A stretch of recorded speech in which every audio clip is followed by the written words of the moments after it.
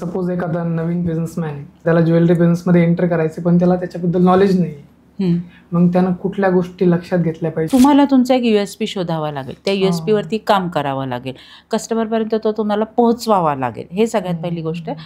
आणि अजून महत्त्वाचा भाग म्हणजे कस्टमर सर्व्हिस हा सगळ्यात महत्त्वाचा भाग आहे. कस्टमर तुमची पायरी चढतो त्यावेळेस तुमच्याकडे प्रॉडक्ट घेताना तुमच्याकडनं एक अनुभव घेऊन जात असतो. मग तुमच्याकडे त्यांनी प्रॉडक्ट घेऊ दे किंवा नाही घेऊ दे, पण तो अनुभव तुम्ही जितका चांगला द्याल तेवढं तो कस्टमर तुमच्याकडे परत येण्यासाठी हे होतो. मार्केटिंगमध्ये आता एक खूप मोठी गोष्ट प्ले होते की कस्टमर खूप वेळा रॅशनली कमी वेळा हे करतो, पण तो इमोशनली जास्त वेळा बाय करतो. इमोशनच आहे. ज्वेलरी हा इमोशनलच भाग आहे. तुम्ही बघा, माझ्या मुलीला लग्नामध्ये मला ज्वेलरी द्यायचं आहे, दॅट इज इमोशन्स. बरोबर आहे. माझ्या वाढदिवसाला मला स्वतःला काहीतरी गिफ्ट, दॅट इज इमोशन्स. माझ्या नवऱ्याला मला काहीतरी द्यायचंय, माझ्या मुलाला काहीतरी द्यायचंय, भावाला काही द्यायचंय, बहिणीला, हे सगळं इमोशन्समध्ये विचार नाही करत. हे इमोशन्सच आहेत. कस्टमर जेव्हा तुमच्याकडे येतो तर सगळ्यात पहिल्यांदा तुम्ही स्वतःला कनेक्ट करणं गरजेचं आहे, तुमच्या प्रॉडक्टशी कनेक्ट करायचं आणि तुमच्या स्टोअरशी कनेक्ट होणं गरजेचं आहे. हे 3 कनेक्ट करण्यामध्ये जर तुमचा स्टाफ सक्सेस झाला ना, तर कस्टमर तुमच्याकडं सोडून तिसरीकडे जाणारच नाही. एका रिसर्चमध्ये असं सिद्ध झालेलं आहे की तुमच्याकडनं सॅटिस्फाईड होऊन बाहेर पडलेला जो कस्टमर आहे, तो कस्टमर तुमच्याकडे नवीन 10 कस्टमर जोडून देतो. पण तुमच्याकडून अनहॅपी होऊन बाहेर पडलेला जो कस्टमर आहे, तो तुमचे 50 कस्टमर तोडतो. आजच्या आपल्या पॉडकास्टचे गेस्ट आहेत स्मिता देशपांडे मॅम, जे की ज्वेलरी बिझनेस कन्सल्टंट आहेत आणि रिटेल बिझनेस कन्सल्टंट पण आहेत. आणि आपण आज ह्या पॉडकास्टमध्ये ज्वेलरी बिझनेस कसा स्टार्ट करायचा, रिटेल बिझनेसचे इन्साइट्स, कस्टमरचा बिहेवियर कसा असतो आणि रिटेल बिझनेसची मार्केटिंग कशी करायची, ह्या पूर्णपणे आपण ज्वेलरी बिझनेसला आणि रिटेल बिझनेसला एक्सप्लोर केलेलं आहे. तर ह्या पॉडकास्टमध्ये नक्कीच तुम्हाला रिटेल बिझनेसबद्दल खूप छान व्हॅल्यू मिळेल. तर नक्कीच हा पॉडकास्ट शेवटपर्यंत बघा आणि ह्या पॉडकास्टमधल्या स्ट्रॅटेजीज तुमच्या बिझनेसमध्ये इम्प्लिमेंट करा. तर स्मिता मॅम, जर सपोज एखादा नवीन बिझनेसमॅन आहे, त्याला ज्वेलरी बिझनेसमध्ये एंटर करायचे, पण त्याला त्याच्याबद्दल नॉलेज नाही, मग त्यानं कुठल्या गोष्टी लक्षात घेतल्या पाहिजे किंवा ज्वेलरी बिझनेसमध्ये काय काय गोष्टी असतात ज्या लक्षात घेतल्या पाहिजे, तर मग कसं त्यानं स्टार्ट केलं पाहिजे? सगळ्यात पहिल्यांदा म्हणजे मला ज्वेलरी बिझनेस स्टार्ट करायचा आहे, तर तो का करायचा आहे हे सगळ्यात पहिल्यांदा समजून घेणं गरजेचं आहे. की हल्लीच्या दिवसामध्ये जो सोन्याचा भाव आहे, चांदीचा भाव जे काही आहे ते बघता त्याच्यामध्ये इन्व्हेस्टमेंट ही वास्ट आहे. ठीक आहे. दुसरी गोष्ट, त्याच्यातलं मला नॉलेज किती आहे. जर समजा तुम्हाला घर आधीचं बॅकग्राऊंड काही असेल आणि तुम्ही फॅमिली बिझनेस असेल त्याच्यामध्ये आणि तुम्ही त्याच्यात येत आहात, तर ती गोष्ट वेगळी, त्याला तुम्ही एक नवीन प्रकार देऊ शकता किंवा नवीन पद्धतीने तुम्ही. पण जर तुम्हाला बॅकग्राऊंड काहीच नाही आणि तुम्ही त्याच्यामध्ये हे करताय, तर तुम्हाला खूप मोठा अभ्यास त्याच्यामध्ये करून उतरावं लागेल. सगळ्यात वेळ का सुरगायचं, एखाद्याने केला आणि तो खूप छान चाललेला आहे म्हणून मला करायचं आहे, याच्यामध्ये तुमचं ते काही 4 दिन की चांदणी राहणार आहे. पण तुम्हाला सुरू करताना त्याचा तो व्हाय शोधणं गरजेचं आहे की मला का करायचं आहे.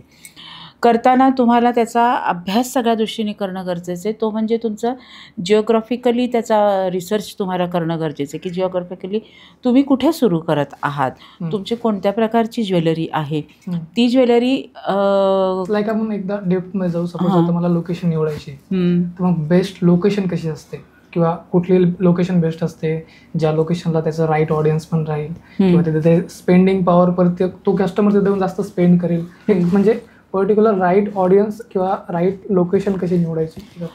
ते कशी निवडायची म्हणजे तुम्ही कुठल्या प्रकारची ज्वेलरी ठेवणार हे एकदा तुमचं डिसाईड झालं. किंवा माझ्याकडे लाईटवेट ज्वेलरी असणार आहे, माझ्याकडे डायमंड ज्वेलरी असणार आहे, तुमची जी काही, किंवा मी सिल्वर करणार आहे, तर ह्या सगळ्या ज्या गोष्टी तुम्ही तुमचा काय तुमच्याकडचे प्रॉडक्ट्स आहेत ते कसे जाणार हे तुम्ही एकदा ठरवलं की तो ऑडियन्स कुठे तुम्हाला मिळू शकेल. सगळ्यात पहिल्यांदा सपोज आपण सिल्वर ज्वेलरी धरली, तर आता राईट ऑडियन्स कुठे राहील? सिल्वर ज्वेलरी तर तुम्ही मार्केट प्लेसमध्येच असणं गरजेचं आहे, कारण की सिल्वर ज्वेलरी अफोर्डेबल आहे.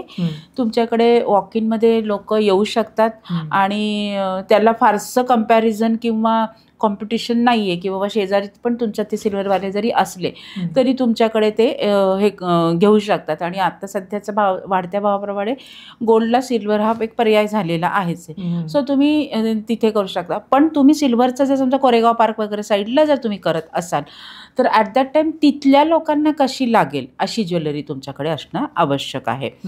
की काही वेळेस असं असतं की त्याच्याने की तुमचं ऑलरेडी लोकेशन ठेवलं किंवा मला कोरेगाव पार्क साईडला एक गाळा मिळतोय, मला तिथे करायचं आहे. मग तिथला जो कस्टमर आहे तो काय वापरतो, कसा वापरतो, त्यांची काय टेस्ट आहे ह्याचं R&D करणं गरजेचं आहे. त्यांची टेस्ट मग तिथं कॉर्पोरेट लेव्हलचा जर असेल तर त्यांना कशी लागतात की बाबा ऑफिस ज्वेलरी पण त्यांना लागेल, थोडीशी लाईटवेटची ज्वेलरी लागेल, असे ते खूप झगपकची ज्वेलरी ते लोक वापरत नाहीत. तो हा सगळा अभ्यास करणं गरजेचं आहे. त्याच्यानंतर त्यांची पॉकेट साईज काय आहे, स्पेंडिंग पॉवर किती आहे, हां ते किती आहे. जरी ते लोक जास्त स्पेंडिंग करणारे जरी असले तरी पहिल्यांदा तुमचा ट्रस्ट गेन करताना खूप जास्ती प्राईसचे तुम्हाला तिथे ठेवून चालणार नाही आहे. छोट्या छोट्या ह्याच्यामध्ये लोक कसं असतात की जसं एखाद्या फूडच्या बाबतीमध्ये तुम्हाला एक सॅम्पल देतात किंवा 50-100 ग्रामचे पॅकेट्स देतात की ते तुम्ही खाऊन बघता आधी आणि मग किलोभर घ्यायचं की नाही हे ठरवतात. एंट्री लेवलवरती येस हां. तर ते तुम्ही तसे घेतले ना ती त्या प्रमाणे काय होतं की ते वापरून बघतात. येस मग ते टिकणं, गॅरंटी, त्यांनी ट्रस्ट गेन केलं की मग ते मोठे पर्चेसिंग तुमच्याकडे करायला येतात. पण तो सुरुवातीला तुम्ही त्यांना एंट्रीसाठी यायचं जे तुम्हाला थोडंसं या गोष्टींमध्ये त्यांनी तो पण अभ्यास करणं गरजेचं आहे की कस्टमरला एंट्रीसाठी एक कारण तुम्ही देणं आवश्यक आहे किंवा पॉकेट फ्रेंडली. कमी इन्व्हेस्टमेंटमध्ये एक त्यांना ट्रायल भेटलं पाहिजे की आपण हे लो लेवलवरती किंवा स्टार्ट लेवलवरती आपण हे यूज करू शकतो, नंतर आपण त्यांच्या बिग जे प्रोडक्ट्स आहेत ते आपण परचेस करू शकतो. येस. त्याच्यामध्ये अजून एक महत्त्वाचा भाग असा आहे की हल्ली ज्वेलरीचे शॉप्स बरेच निघालेले. तुम्हाला तुमचा एक USP शोधावा लागेल, त्या USP वरती काम करावं लागेल, कस्टमरपर्यंत तो तुम्हाला पोहोचवावा लागेल. हे सगळ्यात पहिली गोष्ट. आणि अजून महत्त्वाचा भाग म्हणजे कस्टमर सर्व्हिस हा सगळ्यात महत्त्वाचा भाग आहे. कारण की सगळीकडे जरी तुम्हाला सेम मिळत असलं तरी कस्टमर सर्व्हिस तुम्हाला जास्ती प्रकारे तिथे मदत करेल. कस्टमरची म्हणजे कस्टमर सर्व्हिस म्हणजे काय, तर कस्टमरची रिलेशनशिप जी आहे ती तुम्ही कस्टमरला आउट ऑफ बॉक्स जाऊन काय देता आहात, कस्टमर तुमच्याकडे आल्यानंतर त्याला तुम्ही कम्फर्टेबल करत आहात का, हां, ह्या सगळ्या गोष्टींसाठी तुमचं कस्टमर सर्व्हिस पण तेवढाच महत्त्वाचा मुद्दा राहतो त्याच्यामध्ये. आपण याच्यापेक्षा थोडं मागे येऊत. आता सपोज आपण बोललो की आपल्याला लोकेशन आपण निवडलेत, आपण हे थोडं पुढे गेलो की आता मला सेटअप करायचं आहे, तर मग इन्व्हेस्टमेंट काय असेल किंवा सेटअप काय येईल, आपण अगोदर इथं येऊ मग थोडं स्टोअरकडे येऊ. तर मग स्टार्टला इन्व्हेस्टमेंट किती लागेल आणि कसं स्टार्ट कसं होईल? इन्व्हेस्टमेंट इज डिपेंड्स आहे. तुमची स्वतःची जागा तुम्ही जर घेतली तर तुम्हाला तो जागेचा जो काही रेट असेल त्या एरिया वाईज तो असेल तुमचा. मग त्याच्यामध्ये तुम्हाला आता ह्याच्यामध्ये कसं आहे की समजा जर मी फ्रँचायझी घेतली आहे तर फ्रँचायझीचं मॉडेल एक पूर्ण वेगळं असतं, त्याची इन्व्हेस्टमेंट टोटल वेगळी असते. पण मी माझंच सुरू करत आहे तर मग मला त्याच्यामध्ये तो जागा स्वतःची घ्यायची आहे का, गाळा स्वतःचा घ्यायचा आहे का भाड्याने घ्यायचा आहे, त्याची इन्व्हेस्टमेंट ठरवावी लागेल. त्याच्यानंतर इन्व्हेंटरी, इंटिरियर सगळं तुम्हाला ॲम्बियन्स तयार करायचा असेल तर तो थोडासा कस्टमर कम्फर्टेबल आणि कॅची असायला पाहिजे. तुमची ज्वेलरी तिथे उठून दिसण्यासारखा तुम्हाला डिस्प्ले करायला पाहिजे. डिस्प्लेमध्ये सुद्धा खूप डिस्प्ले करणं आवश्यक नाही आहे. त्याच्यामध्ये तुम्हाला छोटे छोटे तुम्ही ठेवले आणि मग कस्टमरनी अजून बघायला मागितले तर तुमच्याकडे स्टॉक असावा, पण डिस्प्लेमधले कॅची असायला हवेत तुमचे. ते हे सगळं आहे. तरी हा सगळा स्टाफचं येतं की पीपलमध्ये पण तुम्हाला त्यांचे सॅलरीज येतात, लाईट बिल, AC कारण तर तुम्ही ज्वेलरी ठेवता तर त्याच्यामध्ये AC हा कंपल्सरी असतो. तर ते तुमचं तो जो आहे तो एक्सपेन्सेस त्याच्यामध्ये आहे. तर इन्व्हेस्टमेंट भरपूर आहे. म्हणजे अगदी तुम्ही लोएस्टमधनं म्हटलं तर 8 ते 10 करोडपासून पुढे जातात. मग तुम्ही तो कसा ठेवताय तुमचा शोरूम त्याच्यावरती डिपेंड आहे. आता ज्वेलरीमध्ये एक विषय येतो की आपल्याला त्याला प्रीमियम शो करणं आहे आणि प्रीमियम कसं असतं की ते थोडं काय त्याला पोझिशन तसं करावं लागतं. बरोबर. मला त्याला पोझिशनिंग म्हणजे स्टोअरमध्ये सांगतोय मी, आपण नंतर मार्केटिंगकडे येऊयात. म्हणजे स्टोअरमध्ये त्याला पोझिशन कसं करावं लागतं किंवा काय काय स्ट्रॅटेजीज आहे पोझिशनिंगच्या ज्वेलरीच्या की ह्या टाळायला पाहिजे आणि ह्या अप्लाय करायला पाहिजे. आता ह्याच्यामध्ये कसं असतं की लाईटवेट ज्वेलरी ज्या छोट्या असतात दिसायला त्या तुम्ही मागच्या डिस्प्लेमध्ये ठेवून उपयोग नाही, ते तुम्हाला काउंटर डिस्प्लेलाच ठेवणं गरजेचं आहे की ज्या पटकन नजरेमध्ये भरतील आणि कस्टमर बघितलं की घेऊ शकतो. हां. आणि मग मोठे तुमचे नेकलेसेस वगैरे असे काही असतात ते जर तुम्ही बाहेर मागच्या ह्याच्यामध्ये ठेवले तर ते व्हिजन म्हणजे व्हिजनसुद्धा तुमचं हे असतं की हे छोट्या वस्तू तुम्हाला लांबच्या व्हिजनमध्ये क्लिअर दिसणार नाही, जेवढ्या समोर क्लिअरमध्ये दिसतील. पण नेकलेस हा लांबून छान दिसतो, त्याच्यामुळे त्याचं डिस्प्ले मागं करणं आवश्यक आहे. तुम्हाला आता हल्ली ते शोरूमच्या मध्ये छोटेसे असे फिरते डिस्प्ले पण केलेले असतात, की त्याच्यामध्ये तुम्ही प्रत्येक वेळेस काही ना काहीतरी वेगळं त्याच्यामध्ये करू.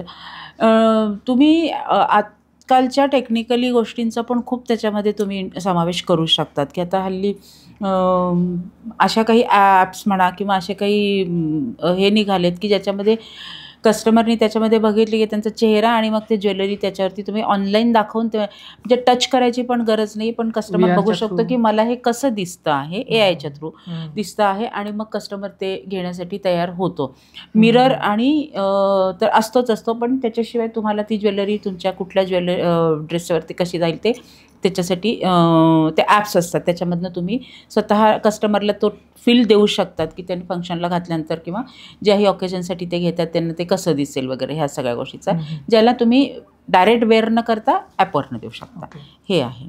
आता स्टार्ट करताना ठीक आहे, आपण हे कव्हर केलं. तर स्टार्ट करताना लिगल गोष्टी त्याच्यामध्ये काय काय गोष्टी येतात लिगलमध्ये? तिथं आहे जे शॉप ॲक्ट लायसन तुम्हाला लागतं, सगळ्याच गोष्टी. शॉप ॲक्ट लायसन आहे तुम्हाला, GSTसाठी म्हणजे सगळ्या गोष्टी तुमच्या ज्या काही गव्हर्नमेंटच्या जो थ्रू असतील किंवा ज्या काही तर त्या सगळ्या गोष्टी तुम्हाला करणं गरजेचंच आहे. त्याच्यामध्ये तुमच्याकडे तुम्हाला किती स्टाफ घेत आहे, मग प्रायव्हेट लिमिटेड आहे का आहे, त्या स्टाफला तुम्हाला सॅलरीचं बेसिक ठरवावा लागतो. तर लिगली सगळ्या बऱ्याच गोष्टी त्याच्यामध्ये असतात, तर त्या आता करणं गरजेचंच आहे. म्हणजे जितका प्रेशियस गोष्टींचा तो बिझनेस तेवढं तुम्हाला त्या कंप्लायन्सेस त्याचे जास्ती येतात, तर ते त्या सगळ्या लिगली तर ते तुम्हाला करणं गरजेचंच असतं त्याच्यामध्ये. आता आपण मागे बोललो की आपण स्टोअरमध्ये त्याला कसं पोझिशन करायला पाहिजे, या स्ट्रॅटेजीज आपण बघितल्या. मग आता भरपूर सारा ऑडियन्स हा ऑनलाईन पण आहे, सोशल मीडिया यूज करतोय, स्क्रोल करतोय, सर्च करतोय, इन्फॉर्मेशन घेतोय, युट्यूबवरती ज्वेलरीबद्दल सगळ्या गोष्टी करतोय. तर मग एखाद्या बिझनेसमॅननं किंवा एखाद्या ब्रँडनं, आता बिझनेसमॅन ठीक येईल नाही येईल पर्सनल ब्रँड, पण एक ॲज अ बिझनेस घेऊ आपण की बिझनेसनं त्याचा ज्वेलरी बिझनेस सोशल मीडियावर कसं दर्शवला पाहिजे किंवा कसं पोझिशन करायला पाहिजे सोशल मीडियावरती? सोशल मीडियावरती जेव्हा तुम्ही करता तर ॲट दॅट टाईम 10व्यातला मी एक 11वा असं केलं तर लोक तुम्हाला स्क्रोल करत जातात. पण तुम्हाला पण सगळ्यांना माहिती आहे सोशल मीडियाचा अल्गोरिदम कसा असतं की एक 10 सेकंद तरीच तुमच्या तिथं तो कस्टमर थांबणं आवश्यक आहे. मग त्याच्याकरता तुम्हाला एक रिझन कस्टमरला थांबण्यासाठी तिथं, जसं कस्टमरला शॉपमध्ये येण्यासाठी तुम्हाला काही रिझन देण्याची गरज आहे, तसेच तुम्हाला ते सोशल मीडियावरती तुमच्या अकाउंटवरती तुमच्या पोस्टवरती थांबण्यासाठी काही रिझन देणं आवश्यक. मग तिथे तुमची मार्केटिंग लँग्वेज जी आहे ती उपयोगाची आहे. तुमचा USP काय आहे तो त्याच्यातून तुम्हाला हे की डिझाईनबद्दल सगळे बोलत आहेत, शुद्धतेबद्दल सगळेजण बोलत आहेत, सगळ्या गोष्टीमध्ये सगळं होतं, पण तिथेच थांबण्याकरता तुम्ही त्या दागिन्या म्हणजे खूप आहे. तुम्ही एज्युकेशन टाईप करता, स्टोनचे काही एज्युकेशन्स तुम्ही त्याच्यामध्ये तशा पोस्ट देऊ शकतात किंवा तुमच्या डिझाईनच्याबद्दल काही कारागिरीवर त्याच्याबद्दल तुम्ही सांगू शकतात. खूप जण म्हणजे माझा तर हा सल्ला असेल तुमच्या पॉडकास्टच्या माध्यमात की जसं फॅब्रिकच्या बाबतीमध्ये, फूडच्या बाबतीमध्ये त्यांच्या कारागिरांवरती जास्तीत जास्त त्यांना हे करतात, प्रमोट करतायत आणि हे देतात, तसं ज्वेलरीच्या कारागिरांना अजून कोणी प्रमोट करत नाही आहेत जास्ती. आणि माझ्या संपर्कात कोल्हापूरमधनं काही कारागीर असे आहेत की आत्ताची जनरेशन त्यांच्याकडे त्यांचं ह्या गोष्टीमध्ये काम करण्यामध्ये इंटरेस्टेड नसल्यामुळे खूप चांगल्या कला आता बंद पडण्याच्या मार्गावरती आहेत. सो त्या कारागिरांना प्रमोट करायला हवं त्यांनी. मग तशी तुम्ही काही सोशल मीडियावरती कंटेंट देऊ शकता. तर ह्या सगळ्या गोष्टी तुम्ही केल्या तर मग कस्टमर तुमच्याकडे काय आहे हे सर्च करत करत तुमच्यापर्यंत पोहोचतो. एक उदाहरण द्यायचं म्हटलं तर कोल्हापुरी चप्पलच्या बाबतीमध्ये मी तुम्हाला देईन की मी कोल्हापूरला नेहमी क्लायंटकडे जाते. कोल्हापुरी चप्पलचं एक अकाउंट मी इंस्टाग्रामवरती मला दिसलं, तर त्यांनी त्याच्याबद्दल एवढी छान अशी माहिती सगळी कोल्हापुरी चप्पलच्या बाबतीमध्ये दिली होती. बांधीव चप्पल कशी असते आणि काय सगळ्या गोष्टींच्या, तर ते माहिती मला त्यांच्या शॉपमध्ये कोल्हापूरमध्ये गेल्यानंतर जाण्यासाठी मला त्या माहितीनी मला तिथंपर्यंत पोहोचवलं. म्हणजे की नाही मला तिथे जायचंच आहे आणि गेले तर माझ्याकडनं तिथनं 2,500ची खरेदी पण झाली. सो अशा काही गोष्टी तुम्हाला तुमच्या सोशल मीडियामध्ये ठेवणं गरजेचं आहे की ज्याच्याने तुमच्याकडे कस्टमर येण्यासाठी प्रवृत्त होईल. म्हणजे युनिक कॉन्टेंट क्रिएट करावं लागेल किंवा कस्टमरला एज्युकेट करावं लागेल. येस, कुठल्याही वेगवेगळ्या प्रकाराने हा कंटेंट तुम्ही वापरू शकतात त्याच्यामध्ये. आपण आता कस्टमर बिहेवियरकडे येऊत की आता प्रत्येक बिझनेसबद्दल कस्टमरचा बिहेवियर वेगळा असतो. बरोबर. म्हणजे प्रत्येक म्हणजे ते बघण्याचा नजरिया असो किंवा शॉपिंगचा तरीका असो किंवा तू कसं खरेदी करतो किंवा म्हणजे कोणासोबत खरेदी करतो, ह्या बारीक बारीक गोष्टी येतात ज्या की ॲज अ स्ट्रॅटेजिक बी वर्क करतात की आपण त्या गोष्टींना ट्रिगर केल्यावर आपण कस्टमर हात ओढू शकतो किंवा कस्टमरचं आपल्याला पर्सोना माहित होतं की हा याचा बिहेवियर असं आहे, आपण त्यांना त्या वेनं स्ट्रॅटेजी अप्लाय करून त्यांना कन्वर्ट करू शकतो. बरोबर. मग आपण ह्याबद्दल सांगा की कस्टमरचा हे बिहेवियर काय असतो ज्वेलरी बिझनेसकडे किंवा ज्वेलरी परचेस करताना, काय त्याचं ऑब्झर्वेशन असतो किंवा नजरिया असतो? आता खरं पाहता ज्वेलरीच्याच बाबतीत नाही, सगळ्याच बाबतीमध्ये कस्टमरचा असं आहे की जेव्हा तो 1000 रुपयाची जरी खरेदी करायची असेल तर 4 ठिकाणी बघून तो करतो. बरोबर. ठीक आहे. आता प्रॉडक्टमध्ये असे असतात की काही असे असतात प्रॉडक्ट्स की ते मी घेतलं तरी माझ्या असं मी खरेदी करते, माझ्या महिन्याच्या बजेटवरती त्याचा फरक पडत नाही. काही प्रॉडक्ट्स असे असतात की मी ते घेतलं तर मला माझ्या महिन्याच्या बजेटकडे पण लक्ष घालावं लागणार आहे किंवा मी ती माझी मोठी गुंतवणूक असणार आहे, त्याच्यामुळे मला त्याची 4 ठिकाणी सर्च केल्यानंतरच मला बघायला येतं. मग जर समजा मी मार्केटमध्ये गेले, मला एखादी साडी आवडली, मला एखादी पर्स आवडली, मी पटकन घेतली, 800-1000 रुपयाचं घेतलं, माझ्या महिन्याच्या बजेटवरती माझा त्याचा काही फरक पडला नाही. पण मला AC घ्यायचा आहे, मला कार घ्यायची आहे, मला मोठा TV घ्यायचा आहे, तर मग मला 4 ठिकाणी तेच दागिन्यांच्या बाबतीमध्ये जेव्हा तुम्ही प्रेशियस मेटलचे दागिने विकत आहात तर त्यावेळेस तुमच्याकडे तो अभ्यास करायला कस्टमर 4-5 ठिकाणी करूनच तुमच्याकडे पारी चढलेला असतो.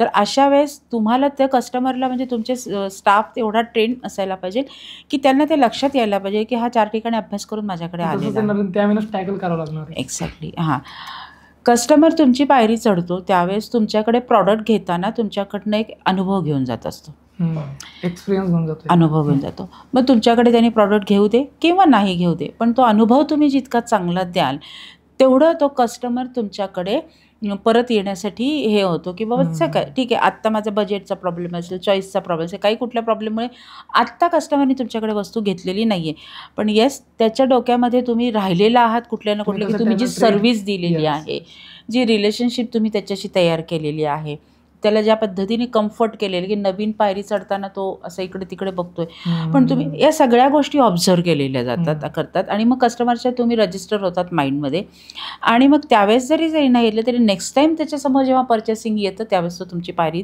पहिल्यांदा चढतो आणि मग बाकीच्या मार्केटमध्ये जात असतो तो. सो तुम्हाला तो अनुभव तुम्हाला चांगला देणं हे खूप आणि खूप गरजेचं झालं. प्रत्येक कस्टमर जेव्हा एंटर करतो त्याला एक राईट फिलिंग, चांगलं त्याला गाईड करणं, तुम्ही जितका छान कम्फर्ट द्याल तेवढ्या ह्याच्याप्रमाणे म्हणजे अगदी तुम्हालाही माहिती असेल की आता ते 5 सेन्सेस मार्केटिंगमध्ये की तुम्ही आतमध्ये आलात, सगळं छान आहे पण तुमच्या शोरूममध्ये कुठून तरी वास येतो आहे, सगळं छान आहे, बसायचे सोफे पण चांगले आहेत, पण तुम्ही जे त्याला कस्टमरला पाणी देतात त्याच्यावरती कुठेतरी ग्लास वरती हात हे म्हटले डाग झालेले आहेत, कप तुमचे घाण आहेत, मशीनची चहा कॉफी कोणी हल्ली घेत नाहीत आणि तुम्ही ते देत आहात, अशा सुद्धा छोट्या छोट्या गोष्टी आहेत. एक लाईट म्युझिक तुमच्या तिथं तुम्ही ठेवलेले तर कस्टमरला सुदिंग वाटतं. हे सगळं वातावरण तुम्ही ॲटमॉस्फिअर तिथं तयार करणं गरजेचं, थोडं फ्रेग्रन्स तिथं येत आहे, तिथे स्टाफ पण तेवढा चांगला असा इम्प्रेसिव्ह आणि चांगल्या ह्याच्याने. सो विजनच्या दृष्टीने 5 सेन्सेसमध्ये तुमच्या ऐकण्याच्या दृष्टीने या सगळ्या दृष्टीने तुम्ही जिथे तिथं काम केलं तेवढा कस्टमर तुमच्याकडे वेळ जास्ती घालवतो कारण तो कम्फर्ट होत जातो. तो जितका वेळ तुमच्याकडे जास्ती घालवतो तितकं तुमची प्रॉडक्ट त्याच्या नजरेमध्ये भरतात. येस आणि तो तेवढा रिलॅक्स होऊन मग तुमच्याकडचं प्रॉडक्ट तो तिथून ऑप्शन्स पण घेऊन जातो. आणि ज्वेलरी अशा गोष्टी असतात की खूप जण विचारून घेतात किंवा डिस्कस करून घेतात. अगदी जेव्हा पण एकदा घेतात ते एकदा ट्रस्ट बिल्ड झालं की ज्वेलरी आता कसं झालंय की सेलिब्रेशनचा भागच झालेला आहे तुमच्या आयुष्यामध्ये.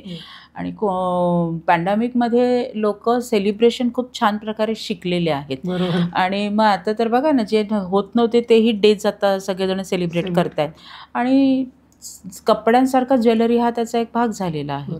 तर त्याच्यामुळे मग ती ज्वेलरी कुठली असू दे, तुमची रिअल ज्वेलरी असू दे किंवा इमिटेशन ज्वेलरी असू दे, पण कस्टमर घेतो आहे. मग माझं काय इमिटेशनचंच आहे म्हणून तुम्ही त्याच्यामध्ये स्वतःला दुय्यम करू नका. इमिटेशन जरी असली तरी त्याच्यासाठी कस्टमरला एक चांगला फील द्या, एक चांगला तिथे आल्यानंतरचं वातावरण म्हणा, ह्या सगळ्या गोष्टीमध्ये तुम्ही त्याला एक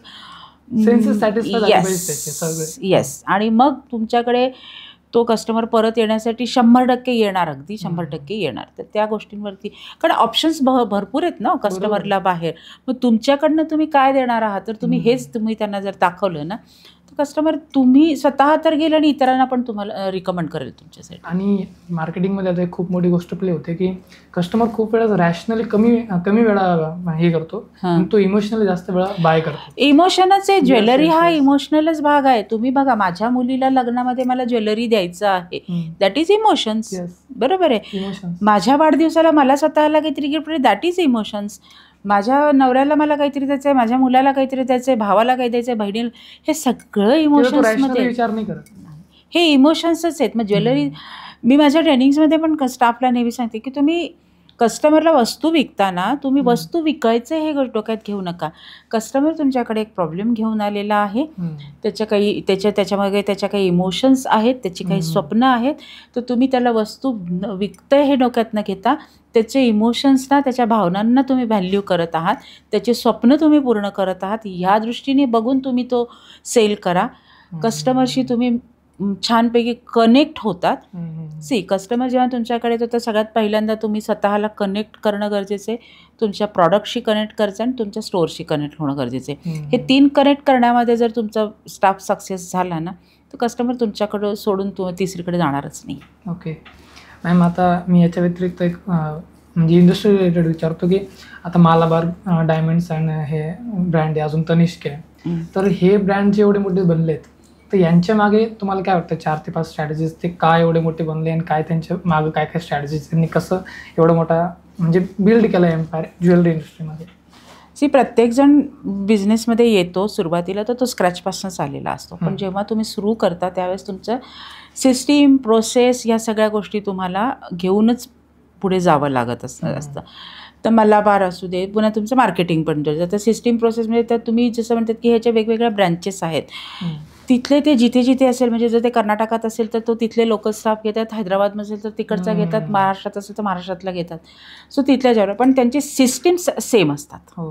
सिस्टीम त्यांच्या सगळ्या तयार असते ती ब्लूप्रिंट. तर त्यांना फक्त काय करायचं आहे की इथं स्टोअर चालू करायचे, स्टाफ हायर करायचं आणि त्यांना सिस्टीमचं ट्रेनिंग द्यायचं आहे आणि ती सिस्टीमच त्यांनी पुढे फॉलो करणं गरजेचं आहे. सेल्स तर ब्रँडच्या नावाने होतच असतो त्याच्यामध्ये. म्हणजे मी पाहिले की आता ह्या ज्या मोठ्या मोठ्या ब्रँड्स आहेत, या ब्रँडमध्ये स्टाफला त्यांचे म्हणजे तू किती सेल केला त्याच्यावरती त्यांचं सॅलरी नाही आहे, तू किती चांगल्या प्रकारे ब्रँडला प्रेझेंट केलं त्याच्यावरती त्यांच्या सॅलरी असतात.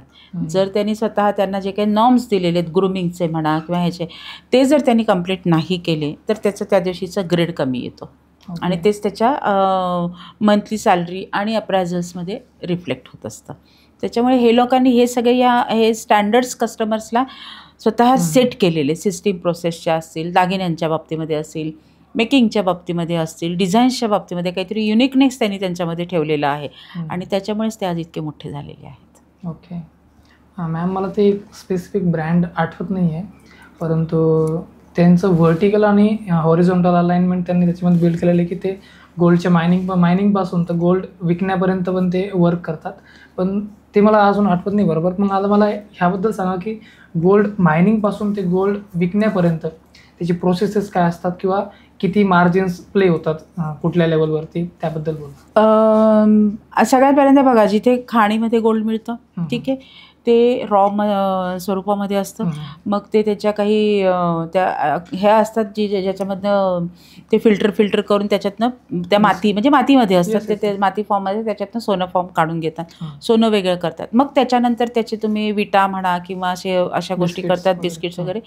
मग ते तुमचं मॅन्युफॅक्चरिंगकडे येतं. मॅन्युफॅक्चरिंगकडे आल्यानंतर त्याच्यात 2-3 प्रकार की हँडमेड पण असतात, मशीन मेड ज्वेलरीज पण असतात. मशीन मेड ज्वेलरी म्हणजे मशीनवरती तयार करणारे असतात ते, कास्टिंग ज्वेलरी वगैरे अशाच्याने, तर त्यांच्याकडे येतात. मग त्यांच्याकडे त्या प्रत्येकाची प्रोसेस, जसं हँडमेड ज्वेलरी कलकत्ती वगैरे तयार होतात, तर हे कलकत्ती हाताने तयार करणार असतात. तर त्यांच्याकडे मग छोट्या प्रमाणामध्ये ते मूस म्हणून असते, त्याच्यामध्ये ते थोडं प्युरिटी ठरवली जाते सगळ्यात पहिल्यांदा की कुठल्या प्युरिटीचा तो दागिना करायचा आहे. 24 प्युरिटीमध्ये आता दागिने फार कमी होतात. पूर्वीच्या काळी आपल्या आजी वगैरे पाटल्या बिलवर करायचे, पण आता ते 24 कॅरेटचं सोनं हे थोडंसं कच्चं असतं, म्हणजे मऊ असतं, तर ते लवकर झिजतं अंगावरती. पण म्हणून मग तेव्हा आता 24 कॅरेटचे दागिने कमी झाले, ते 22 कॅरेटमध्ये, 18 कॅरेटमध्ये असे झालेले आहेत. मग ती प्युरिटी त्याची ठरवली जाते, कोणत्या प्युरिटीमध्ये तो दागिना करायचे आहेत त्याची. ते प्युरिटी ठरवलं, मायनिंग आली, ते तुमच्याकडे प्युअर फॉर्ममध्ये आलं. प्युअर फॉर्ममध्ये त्याची ते कुठल्या प्रकारच्या प्युरिटीमध्ये करायचं त्याची प्युरिटी ठरवली गेली. हँडमेड मशीनमेडच्या प्रमाणे त्याचे बायफर्केशन्स झालेले आहेत. हँडमेड दागिना असेल तर तो पूर्णपणे तयार करून सगळा शॉपमध्ये तुम्हाला डिस्प्लेला विकायचं म्हटलं तर त्याला साधारण महिन्याचा अवकाश जातो. मशीन मेडमध्ये किंवा कास्टिंग ज्वेलरीमध्ये जर तुम्ही गेलात तर कास्टिंग ज्वेलरीमध्ये तुम्हाला साधारण 15 दिवसाचा अवधी त्याच्यामध्ये लागत असतो. ही दोन्ही प्रोसेस वेगवेगळी प्रोसेस आहे. आणि याच्यामध्ये स्टेप बाय स्टेप मार्जिन म्हणजे कसं असतं की आता बघा करताना काय होतं, तर जसं मी स्वतः मॅन्युफॅक्चरिंग युनिटमध्ये केलेलं काम केलेलं आहे, तर ते कास्टिंग ज्वेलरीच्या. तर तिथे आम्हाला असं असायचं की जो स्टाफ होता काम करायला, तर त्यांचा युनिफॉर्म जो होता तो सुद्धा त्या रूमच्या बाहेर आम्ही जाऊ देत नव्हतो. हां, तो इवन धुताना सुद्धा ती बाई ते धुत असताना 5-6 टब आम्ही केले होते आणि ह्या टबमधून त्या टबमध्ये ह्या पाण्यातून काढायचं, पण ते पाणी थेंबरसुद्धा खाली वाया जाऊ द्यायचं नाही. ते पाणी तसंच उन्हामध्ये ठेवायचं आणि त्याचं बाष्पीभवन होऊन त्याचा जो खाली गाळ राहायचा तर ते रिफायनरी प्रोसेसमधनं त्याच्यातनं गोल्ड काढत होतो. म्हणजे करताना उडतं गोल्ड, हँडमेड असू दे किंवा मशीन मेड असू दे, ते उडतं. मग ते वेस्टेजेस किंवा मजुरी जे घेतलं तर त्याचं तेच असतं की ते कव्हर होतं, पण 100% कव्हर होत नाही. म्हणजे जेव्हा आम्ही हे करायचो मॅन्युफॅक्चरिंगमध्ये तर त्यांचे धुतलेल्या कपड्यामधनं रोजचा झाडलेला कचरा जो आहे तो सुद्धा रोजच्या पुड्या बांधल्या जायच्या. आता जो स्टाफ होता तो डिझाईन फायलिंग वगैरे करायचा ज्वेलरीला, त्या प्रत्येक प्रोसेसमध्ये कशामध्ये डस्ट त्याची प्लस येणार, कशामध्ये ती मायनस होणार, ह्याची गणितं होती. त्याच्याप्रमाणे त्यांच्याकडनं ते कव्हर होतं आहे का नाही हे बघायचं. त्याच्यामध्ये जर जिथे जास्त येणार आहे तिथे कमी आली, कारण की काही ठिकाणी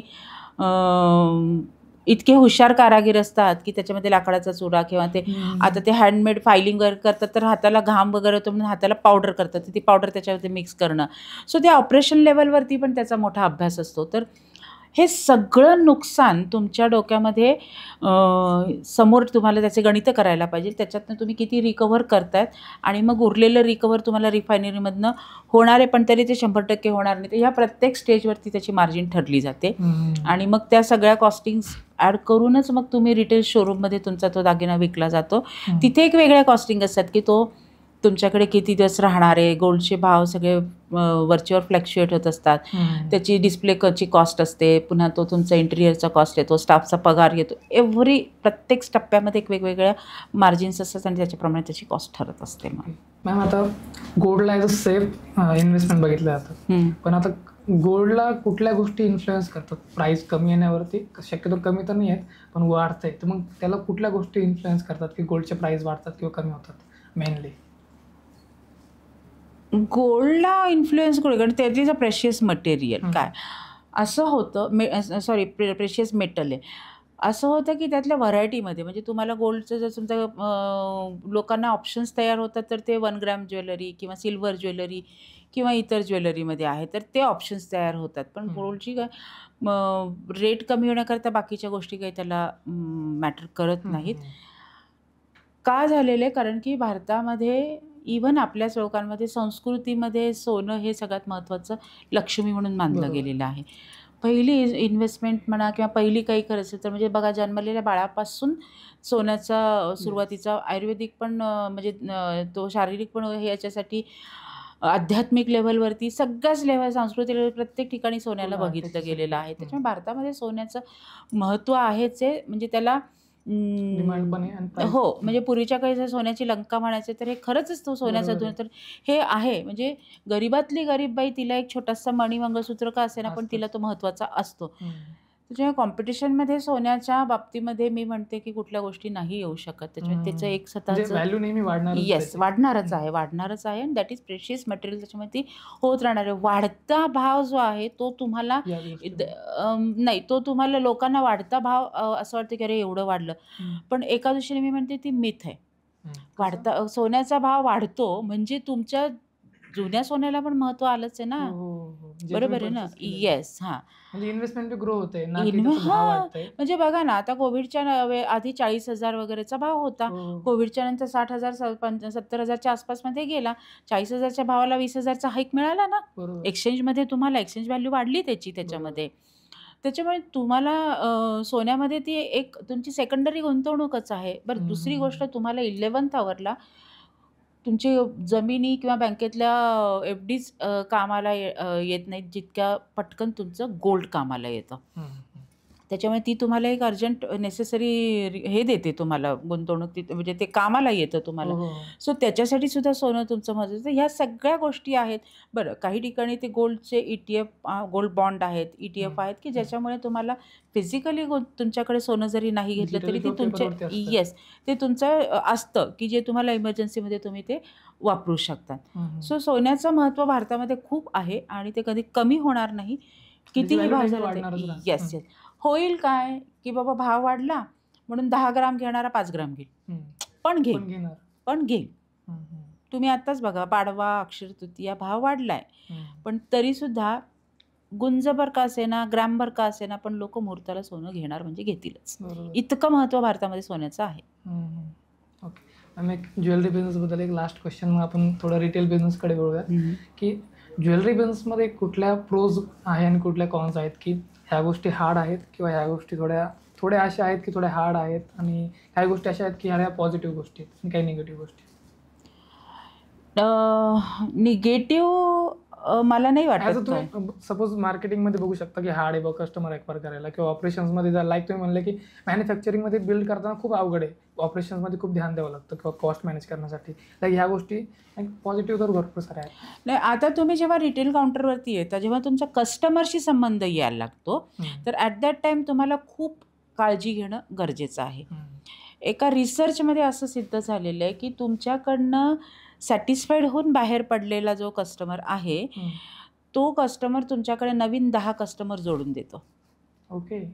पण तुमच्याकडून अनहॅपी होऊन बाहेर पडलेला जो कस्टमर आहे, तो तुमचे 50 कस्टमर तोडतो.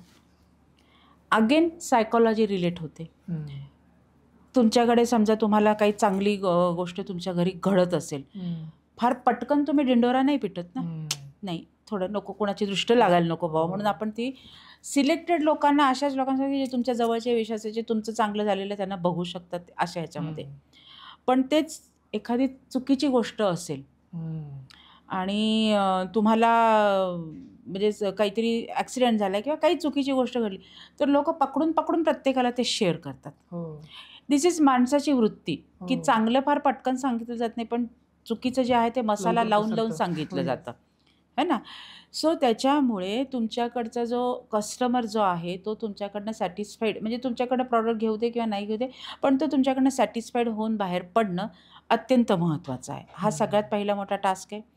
दुसरी गोष्ट, तुम्ही त्याला मग काही ऑर्डरच्या कशाच्या काही कमिटमेंट करत असलात, तुमच्या जाहिरातीमध्ये तुम्ही काही चांगलं बोलत असाल, तर तोच अनुभव ब्रँड कशाने बनतो ना. तुम्ही थंडा मतलब कोका कोला काय, पण कोका कोलाची बाटली जर तुमच्याकडे गरम आली तर तुम्ही पिणार का कोका कोला? तुम्ही ब्रँडला नावं ठेवणार. बरोबर आहे. तुम्ही जे कस्टमरला प्रॉमिस करून तुमच्यापर्यंत येण्यासाठी तुम्ही का देताय, कारण तेच कस्टमरला तिथे आल्यानंतर अनुभवाला यायला पाहिजे. कस्टमरची पण जर्नी असते तुमच्या पूर्ण बिझनेसमध्ये. तो तुमची पहिल्यांदा पायरी चढतो तेव्हा न्यू असतो, पण स्टेप बाय स्टेप तो जातो पुढे आणि मग तो तुमचा लॉयल कस्टमर बनतो. या प्रत्येक ह्याच्यामध्ये तुम्हाला त्याला चांगला अनुभव आणि पहिल्यांदा आल्यासारखा अनुभव जर देत गेलं, तर मगाशी मी म्हटल्याप्रमाणे तुम्हाला की प्रॉडक्ट्स जे असतात त्या जेव्हा प्रेशियस मेटलचे हे तुम्ही घेतायत, तर कस्टमर तुमच्याकडे येणार, 2दा येणार, 3दा येणार, सगळं बघणार आणि मग तो डिसाईड करणार घ्यायचं का नाही. म्हणजे डिसेंबरमध्ये लग्न असेल तर मी मार्चपासूनच त्याची सर्च सुरू करते आणि मग त्याच्यामध्ये इथे चांगलं आहे, हे माझ्या बजेटमधलं आहे, इथे माझ्या बजेटमधलं नाही आहे, इथे डिझाईन्स आहेत, मला इथे बजेट थोडंसं वाढवलं तरी हरकत नाही आहे. या पद्धतीचा सगळा अभ्यास करून त्यांच्याकडे इथेच घ्यायचं, अमुक अमुक ठिकाणी घ्यायचं हे ठरलेलं असतं. टाइम पिरियड बी काही वेळेस मोठा येस असतो. सोनं ही वस्तू अशी नाहीच आहे ना, चल रे जाता जाता चल 10 अंगठ्या घेऊन जाऊ रे बाबा, असे नाही आहेत ना. त्याच्यामुळे तुम्हाला सोनं असू दे, तुम्हाला तो पूर्ण विचार करूनच तुम्हाला, आणि व्यक्ती घेताना कारण असतानाच घेतो ना. म्हणजे आता समजा माझा वाढदिवस आहे म्हणून मी एखादी साडी घेते आहे, मला मैत्रिणीचा किंवा बहिणीचा वाढदिवस आहे, तिला गिफ्ट द्यायचं म्हणून मी काहीतरी घेते आहे, तो विथ कारणाचीच येतो ना.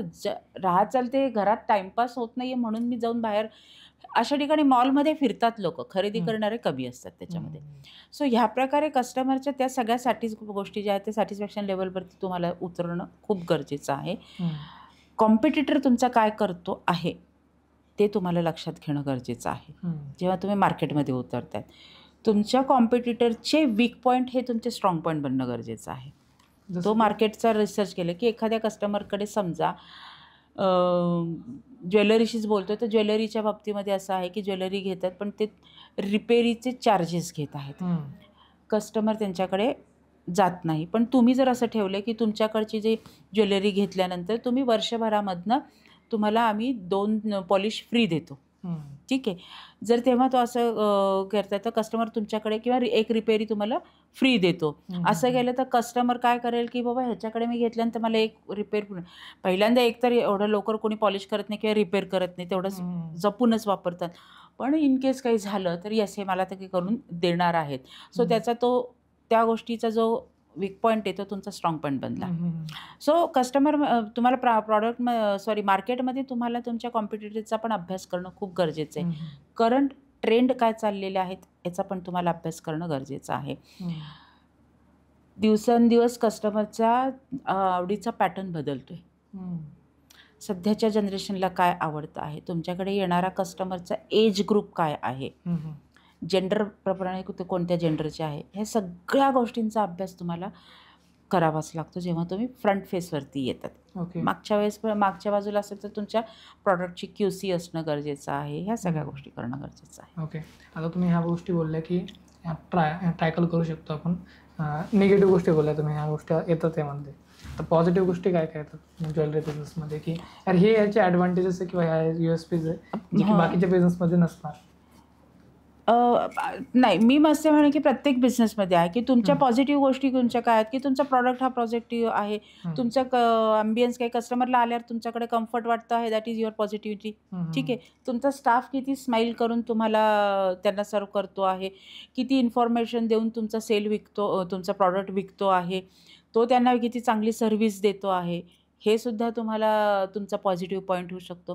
तर तुमचा ट्रेंड स्टाफ, तुमचा ॲम्बियन्स, तुमचा प्रॉडक्ट हे सगळं तुमच्या पॉझिटिव्ह गोष्टीमध्ये येतं. हेच तुमचं निगेटिव्हमध्ये पण जाऊ शकतं बरं का. सो जे निगेटिव्ह आहे त्यालाच तुम्ही पॉझिटिव्ह बनवू शकतात. पण असं काय म्हणतात तर तुमचा काही जण सेलिब्रिटीज वगैरे बोलून त्याला एक खूप चांगल्या प्रकारे प्रेझेंट करतात स्वतःच्या बिझनेसला. माझं एका वेळेनं काय म्हणणं होतं की आता काही बिझनेसेसमध्ये बाकीच्या बिझनेसेसमध्ये ॲडव्हान्टेज असतात की सपोज डिजिटल बिझनेस आहे त्याच्यामध्ये ॲडव्हान्टेज काय की तुम्हाला काही नाही गरज, तुम्ही एका कुठेही बसून कुठला पण वर्क करू शकतात, डिजिटली ग्लोबली वर्क करू शकतात. लाईक हे त्याचा ॲडव्हान्टेज आहे की हे खूप मोठा ॲडव्हान्टेज आहे. लाईक ज्वेलरी बिझनेस असं एक स्पेसिफिक ॲडव्हान्टेज काय की किंवा एखादी युनिक गोष्ट की यार खूप छान आहे ही याच्या फेवरमध्ये ज्वेलरी बिझनेसमध्ये जेणेकरून खूप छान बिझनेस होतो या गोष्टीमुळे. डिझाईन, मग मी तेच म्हणते ते मार्केटचा रिसर्च असतो ना सर. की मार्केटमध्ये तुमचे डिझाईन्स किती वेगळ्या प्रकारचे युनिक प्रकारचे आहेत, त्याच्यामध्ये तुमचा तो USP ठरू शकतो आणि तोच तुमचा पॉझिटिव्ह पॉईंट ठरू शकतो. की जे शेजाऱ्यांकडे मिळतं तेच तुमच्याकडे मिळतं तर लोक तुम्हाला मजुरीला कमी जास्ती करतील, बरोबर आहे. पण ते मार्केटमध्ये कुठेच हे मिळत नाही, ते माझ्याकडे मिळते तर कस्टमर तुमच्याकडे येईल. तो पॉझिटिव्ह पॉईंट बनला ना तुमचं. डिझाईन्स म्हणा, जे कस्टमरला आवडते ते तुमच्याकडे मिळत असतं, that is your positive point. म्हणजे कस्टमरचा चॉईस तुम्हाला लक्षात ठेवणं गरजेचं आहे त्याच्याकरता. ओके, आपण आता रिटेल बिझनेसकडे बोलूयात. आपण ज्वेलरीबद्दल बोललो आणि तुमचा रिटेलमध्ये बी छान एक्सपिरियन्स आहे. तर सध्याला जो ट्रेंड चालू आहे की झेप्टो लाईक अजून 10 मिनिट डिलिव्हरी ॲप्स वगैरे, आणि हे रिटेलवर एका प्रकारे इम्पॅक्ट करता असं दिसतंय, पण ते किती लेवलवर करताय आणि ते इन फ्युचर किती इम्पॅक्ट करतील रिटेल बिझनेसवरती, आणि तुमचं काय पर्स्पेक्टिव्ह आहे किंवा कसं तुमचं काय ऑब्झर्वेशन आहे या गोष्टीचं? जे दोन्हीचं हे आहे. आता जसं तुम्ही म्हणतात की ह्या ज्या काही झेप्टो BB हे आहेत, ह्याच्यामध्ये काय आहे की बॅचलर लोक राहतात, काही आहेत की ज्यांना झोमॅटो म्हणा, ह्या ज्या ॲप्स आहेत की ते राहतात की मार्केटमधलं ग्रॉसरीजमध्ये म्हणा की वेळेची कमी आहे प्रत्येकाचा. हल्ली प्रत्येक माणूस पळतो आहे, घड्याळाच्या बरोबरीने पळतो आहे. सो तुम्हाला वेळ कमी आहे, त्यावेळेस तुम्हाला ते 10 मिनिटामध्ये, म्हणजे आता मी घरी पोचते आणि आता मला भूक लागली तर सँडविच वगैरे करायचं आहे. मी अजून घरामध्ये घरी गेले आणि ऑर्डर केलं जे मला हवं आहे ते, फ्रेश होई तोपर्यंत माझ्या दारात मला जे हवं आहे ते मी तयार केलं आणि खाल्लं. अशा तुम्हाला ते देऊ शकतात ह्या ॲपमध्ये. आणि त्याच्यातही काही प्रॉडक्ट्स असे आहेत की जे तुम्हाला टच म्हणजे ज्वेलरी आहे, कपडे आहेत, हे काही लोकांना ते टच केल्याशिवाय, बघितल्याशिवाय, फील केल्याशिवाय तो म्हणजे घ्यायची इच्छा होत नाही. सो ह्याचा आहे की जिथे वेळ टाईम चा प्रॉब्लेम येतो तिथे लोक ह्या ॲप्सना वरती जाण्यासाठी हे करतात. पण तेच वीकेंड आहे, हा IT क्राऊड, त्यांना निवांत कुठे जाऊन कॉफी प्यायचं आहे, तर तेव्हा त्यांना ते असे स्टोअर असंच लागणार की जिथे जाऊन त्यांना ती मजा घेता येईल त्याच्यामध्ये. त्याच्यामुळे दोन्ही आहे आणि दोन्हीचं मी म्हणते उपयोगाचंच आहे. दोन्ही गोष्टी काळाप्रमाणे चालणं गरजेचं असल्यामुळे. ओके. आता मला रिटेलमध्ये आता खूप मोठी गोष्ट येते की कस्टमर सर्व्हिस. तर रिटेलमध्ये एका प्रकारे तुम्ही एका स्पेसिफिक बिझनेसचं एक्झाम्पल देऊ शकता. आता ज्वेलरी बिझनेसबद्दल तर आपण बोललोच. आता एखाद्या वेगळ्या बिझनेसचा एक्सपिरियन्स तुम्ही सांगू शकता तुमचा, की कस्टमर सर्व्हिस कशी असायला पाहिजे, किंवा तुम्ही एखाद्या वेळेस ते हे केलं असेल की माझ्यासोबत असं घडलं आहे की खूप छान कस्टमर सर्व्हिस दिल्या गेली, किंवा अशा प्रकारे रिटेलमध्ये कस्टमर सर्व्हिस असायला पाहिजे रिटेल बिझनेसेसमध्ये. रिटेलमध्ये आता आपण समजा म्हणू की बाबा बुटीक या साडीचा बिझनेस आहे, बुटीकचा बिझनेस आहे, तसं तुमच्याकडे जेव्हा कस्टमर येतो आहे, सो तुम्हाला लक्षात घे की त्या कस्टमरचा बघितल्यानंतरचा काही एक अभ्यास असतो की बाबा त्याची बॉडी पोश्चर कसं आहे, ती व्यक्ती कुठे काम करते आहे, त्याला कसं कुठल्या ऑकेजनसाठी ती परचेस करत आहे. तर प्रोफाइलिंग करायची. येस कस्टमरचं प्रोफाइलिंग तुम्हाला जर ओळखीचं असेल तर, आणि नसेल पहिल्यांदा येत असेल तर तुम्हाला ते करणं अभ्यास करणं तो गरजेचा आहे कस्टमरचा. आणि त्याप्रमाणे त्याला जे पाहिजे आहे तशा हे करणं की फंक्शन पाहिजे त्याची साडी वगैरे, शिवाय पुन्हा त्याची खरेदीची म्हणजे तिकीट साईज काय आहे ते सुद्धा तुम्हाला लक्षात घेणं गरजेचं आहे. या सगळ्या गोष्टींमधनं तुम्हाला तुमचं प्रॉडक्टचं सगळ्या गोष्टी ठरवू शकतात. आणि ते कस्टमर सर्व्हिसमध्ये सुद्धा ते तुम्हाला खूप महत्त्वाचं ठरतं की जेव्हा आता कस्टमर साडी घ्यायला गेल्यानंतर मग कस्टमर ते कुठले हे घेऊ का ते घेऊ, कस्टमर जेव्हा कन्फ्यूज होतं तुम्हाला त्यांचं चॉईस करण्यामध्ये सुद्धा म्हणजे तुम्हाला तिथे सगळ्या रोलमध्ये कस्टमरचं कन्सल्टंट पण व्हावं लागतं, डॉक्टर पण व्हावं लागतं, मित्र पण व्हावं लागतं कस्टमरचा. मग कस्टमर तुम्हालाच विचारतो की ह्याच्यापैकी काय घेऊ. तुमचेच लेकर आहेत, तुम्ही त्याला म्हणू शकत नाहीत की हे वाईट आहे, हे छान आहे. मग तिथे तुम्ही एक ॲडिशनल घेऊ शकता की दोन्ही छान आहेत पण तुमच्या पर्सनॅलिटीला जर बघितलं तर हे सूट करेल. सो कस्टमर अरे हा माझ्या पर्सनॅलिटीचा पण विचार करताय. सो ह्या प्रकारे तुमची कस्टमर सर्व्हिस तुम्हाला स्ट्रॉंग करणं जास्ती गरजेचं. म्हणजे कस्टमरची नीड ओळखणं गरजेचं, नीड ओळखणं, हा काय प्रॉब्लेम फेस करतो आणि आपल्याकडून त्याला काय सॉल्युशन पाहिजे, किंवा याची तिकीट साईज याला किती, याचं बजेट किती आहे, त्या हिशोबाने त्याला कुठला प्रोडक्ट सूट होईल आणि आपण त्याला सेल करणार. कन्सल्ट पण करणं गरजेचं आहे की तुझी प्रॉब्लेम काय, गोष्टी काय, आपण त्याला काय सजेस्ट करतोय, तुझ्यासाठी राईट काय. Okay best. मॅम आता इथे हा जो सगळं काम करणार ही मॅनपॉवर काम करणार आहे, बरोबर आहे. तर मग मॅनपॉवरला कसं ट्रेन करायचं, किंवा एक राईट मॅनपॉवर हायर कशी करायची, नंतर त्याला रिटेन कसं करायचं, त्याबद्दल. आता मॅनपॉवर म्हणजे तुम्ही जेव्हा तुमच्या बिझनेसमध्ये कुठलाही बिझनेस असो, रिटेल बिझनेस, तुमचा स्टाफ तुम्ही हायर करताय तर त्याची एक प्रोसेस असते. हायरमध्ये एक मॉडेल आहे आस्क मॉडेल म्हणून, की आस्कमध्ये त्याचा A म्हणजे ॲटिट्यूड, S म्हणजे त्याचे स्किल्स काय, आणि K म्हणजे त्याचं नॉलेज. या 3 गोष्टी तुमच्या बिझनेसमध्ये, समजा जर तुम्ही कपड्याच्या बिझनेसमध्ये किंवा हॉटेल इंडस्ट्रीमध्ये आहात तुम्ही, आणि त्याच्यामध्ये जर तुम्ही तुमचे कॅन्डिडेट तुम्ही घेत आहात तर त्याला त्या इंडस्ट्रीबद्दल किती नॉलेज आहे, तो जे रोल करणार आहे त्याच्याबद्दल त्याला किती नॉलेज आहे, तो जिथे काम करणार आहे त्याच्याबद्दल किती नॉलेज आहे, त्याच्यामध्ये असे काय स्किल्स आहेत की ज्याच्यामध्ये तो स्वतःचे वापरून तुमच्या बिझनेसमध्ये काही फायदा करून देतो आहे, त्याच्यामध्ये त्याचा ॲटिट्यूड कसा आहे, पैशाकडे त्याचा ॲटिट्यूड जाणार आहे का काहीतरी स्किल्स करून तो पैसा त्याच्याकडे घेणं ह्याचा ॲटिट्यूड आहे.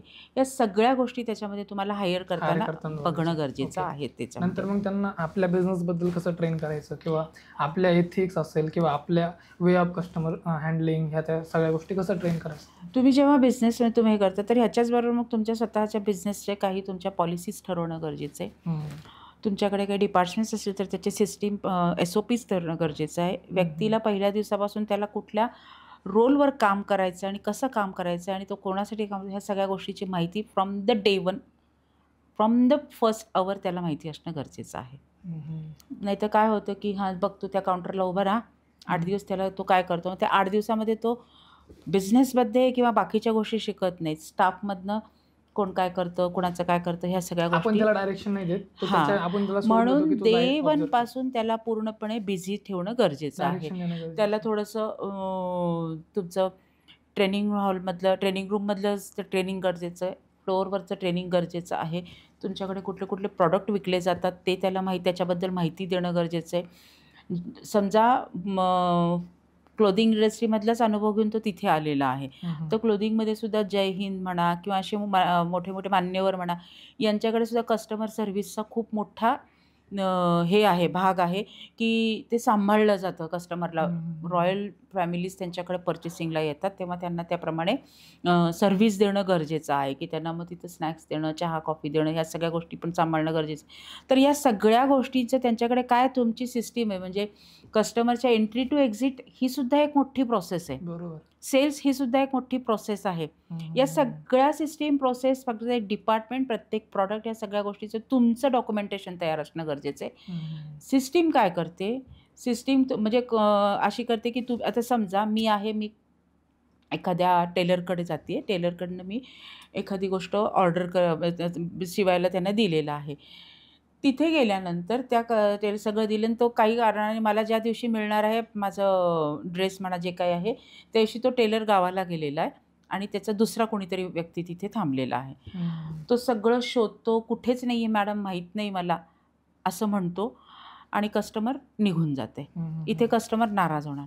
पण तेच त्या टेलरनी समजा त्याच्याकडचे त्या सगळ्या शिवलेल्या ड्रेसचं एक डिपार्टमेंट आणि एक साईड वेगळं केली, की बाबा तयार ड्रेसेस इथं आहेत, बॅग्स आहेत, बॅग्सवरती नाव लिहून ठेवलेलं आहे.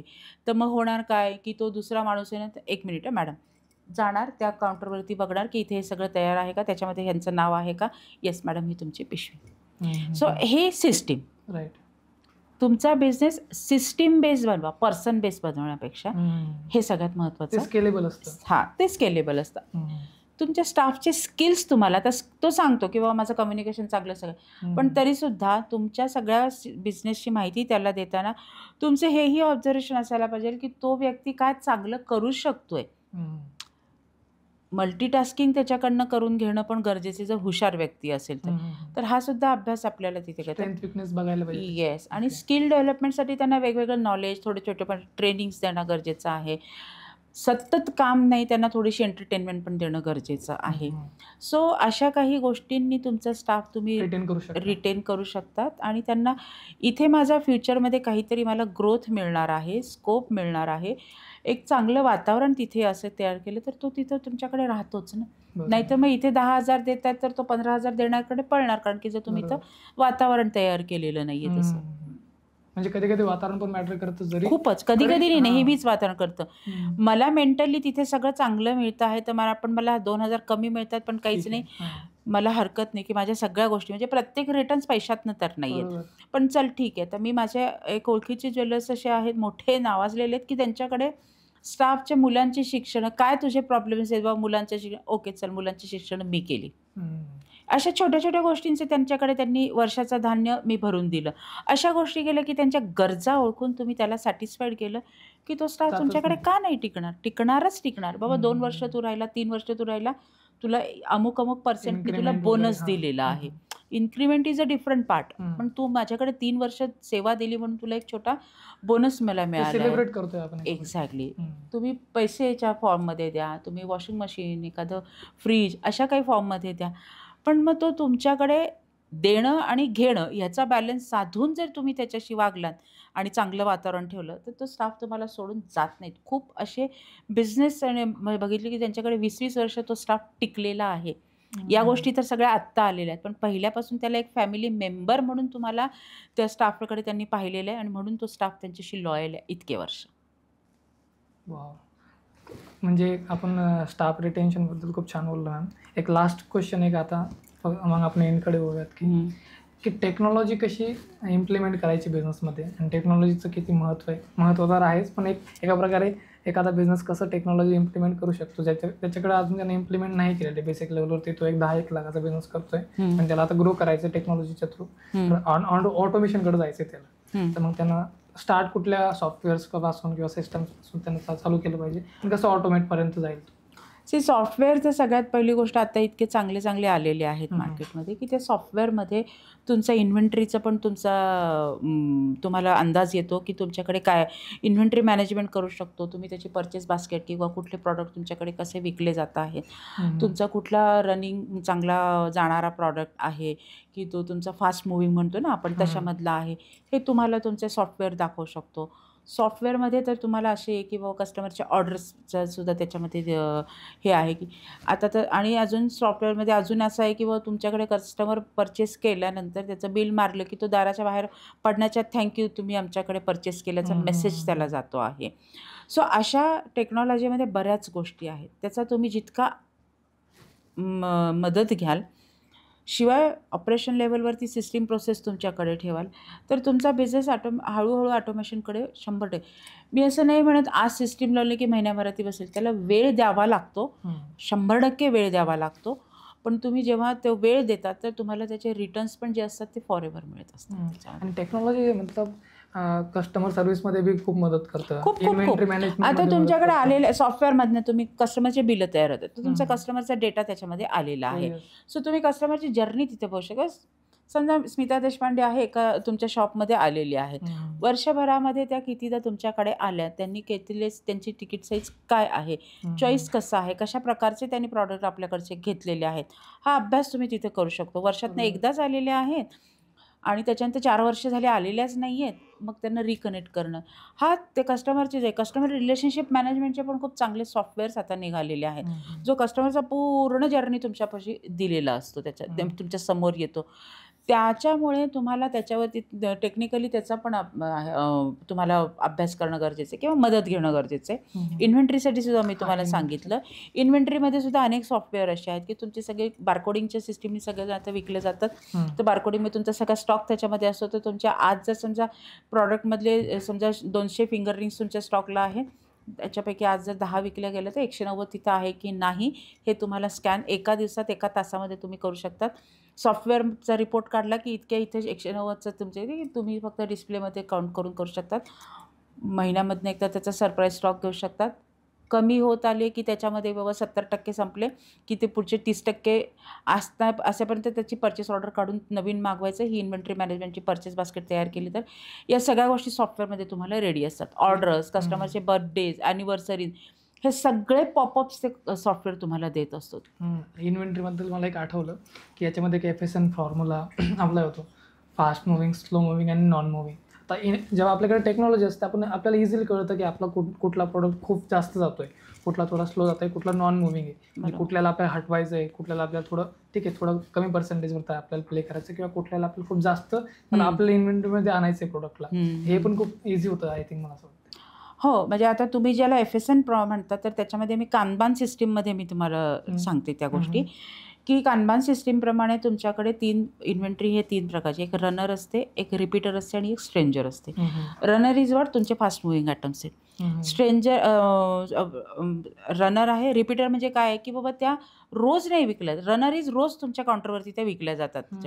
रिपीटर महिन्यातनं 2-4 वेळेस घेतलेल्या प्रॉडक्ट जातात, क्वांटिटीमध्ये जाते, दॅट इज रिपीटर. स्ट्रेंजर तुम्ही कुठेतरी गेला, तुम्हाला आवडला आहे, यू डोंट नो की ते कस्टमरच्या चॉईसचं आहे का नाही, पण तुम्ही एक ठेवून तर बघा, आला कस्टमरने घेऊन गेलं तर हरकत नाही, मग ते परत मागवता येतील अशा पद्धतीनं. हे तुमचं जेव्हा तुम्ही करता आणि पुन्हा कानबान सिस्टीमच्या ह्याच्याप्रमाणे की तुमच्याकडच्या प्रॉडक्टचं 180 महिने हे त्याचं 180 दिवस हे त्याचं एज ठरलेलं असतं. 180 दिवस संपत आल्याकडे तेव्हा त्या प्रॉडक्टची वाटचाल व्हायला लागते. तर तुम्हाला ते प्रॉडक्ट किती लवकर तुमच्या काउंटरवरनं विकलं जाईल ह्याच्यावरती डिसिजन घेणं गरजेचं असतं. सो तुम्ही जे FSN म्हणलं त्यालाच कानबानमध्ये या पद्धतीने मांडलेलं आहे. थँक्यू मॅम, तुम्ही खूप छान पद्धतीने तुमचे इन्साईट्स दिले, तुमचा वेळ दिल्याबद्दल. आणि नक्कीच ह्या इन्साईट्समधून, स्ट्रॅटेजीजमधून भरपूर साऱ्या बिझनेसमॅन्सला मदत होईल. धन्यवाद. थँक्यू. तुम्ही पण मला संधी दिली व्यक्त व्हायची. खूप धन्यवाद. खूप छान वाटलं.